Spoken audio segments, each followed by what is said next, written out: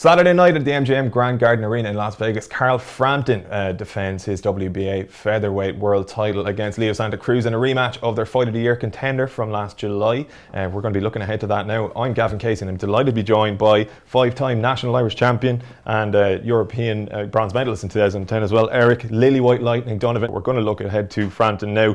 He's a man who you've crossed paths with many times on the amateur scene. You sparred with him. Yeah, he's become more technical, I suppose, but he's also become more intelligent. He's very wise and he's very experienced.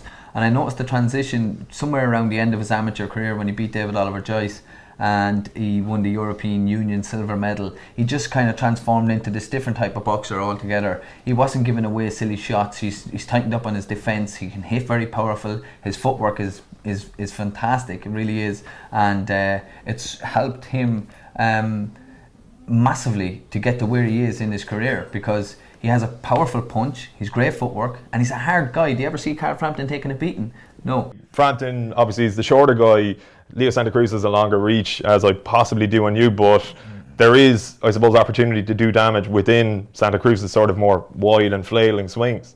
First of all, Santa Cruz, he's a very upright boxer. He's slight bend of the knees, but he keeps a good tight defence. So he has his defence elbows in, and he has he's a middle distance boxer. So he likes guys coming to fight with him. So he's middle distance boxer and he throws punches in bunches. But something that he struggled with in the first fight with Carl Frampton is he had a mover. And you look at Carl Frampton, so small, compact, and even so he's small, he might look like an aggressive fighter, but he's not. He's a counter puncher, but he can step it up if he sees you faltering at any stage. If you show a sign of weakness, he goes in for the kill.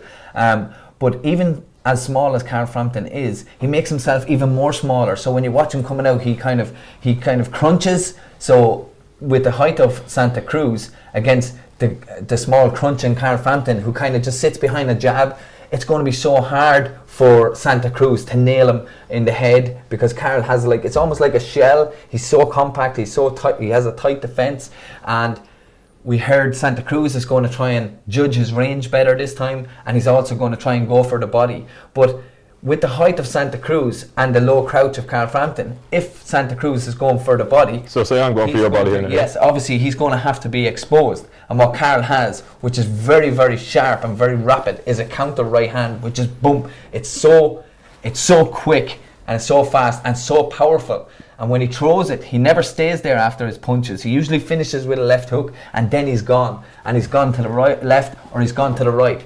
And that's what really frustrates Santa Cruz. Right. He needs a boxer going, I suppose, exchanging with him. If you look at all of his fights, most of the great fights that he's had, he's always been in exchanges and he's always come off the best, and his opponents have come out the second best. But Carl Frampton doesn't stay there.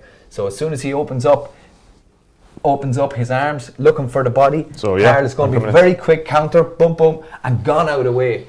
Very, very clever. Talk to me a little bit about footwork. You mentioned him getting out of the way there. I think one thing I noticed watching the fight back recently was that when Frampton was stepping away, he was stepping back almost in straight lines. And because Santa Cruz is more rangy than Frampton's typical opponent, he was clipping him with left hands a little bit. I think Santa Cruz's best shot is a right hand, so Frampton maybe got off a little bit lightly there. But talk to me what's the best way or the optimal way to get out of Santa Cruz's range of punching? Is to use angles. Is the success that Santa Cruz had in the first fight against Carl Frampton was when Carl Frampton was in range and exchanging with him. So he's very good at exchanging with you. You might throw a 1-2, Santa Cruz will come back with 1-2-3, and then he'll come up and he'll follow with another 3 and another 4. He could box all day at that middle range distance. So the key for Carl Frampton is to use that footwork, not to go back in a straight line. When he finishes with his combinations, that he takes the angles, the right and the left. And this is something that Santa Cruz, having such a short amateur career,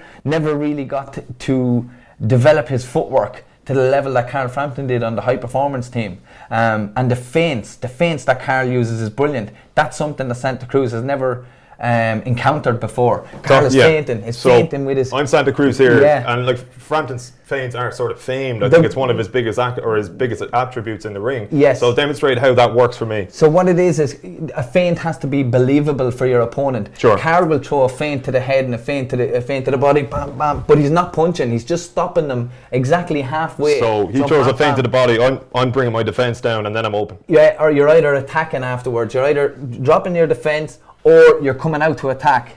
You're coming to attack. Carl is step back, and then he's he's counter-attacking. So lulling him into a false sense of security almost. Absolutely. The feint, which Carl does very well, is so believable that he convinces you that he's ready to offload on you, and he might start with the jab to the head, backhand to the body. You're coming to attack. Carl is gone. Yeah. You expose yourself, and Carl counters, and then he's gone to safety, to the left or the right.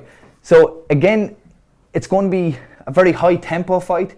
Carl's going to really need to use the skills that he has. Person is always dangerous when you beat them, but I do think that Carl will be more comfortable in this fight than he was in the first, just because already the pressure is off him. He's 2-weight world champion, unified the super bantamweight division, and he's cemented his legacy. So I believe all that pressure is gone. All he's got to do is same as the last time, with a little bit more angles. Don't give Santa Cruz any success. I predict Carl Frampton win. Well, I like the sound of that. You've heard it from Lily White Lightning, Eric Donovan. Make sure to follow Eric, his professional career first, so you can get him on social media as well. Do you want to throw out your Twitter username? Yeah, just Eric Donovan on Twitter, Eric _Donovan60. Yeah, and you can tune in to the Irish Boxing Show as well. It's available on Soundcloud, iTunes, all of your regular websites and podcast providers or distributors, I suppose. We're looking forward to Saturday night, obviously. Let's hope Frampton gets it done, but until next time, take it easy.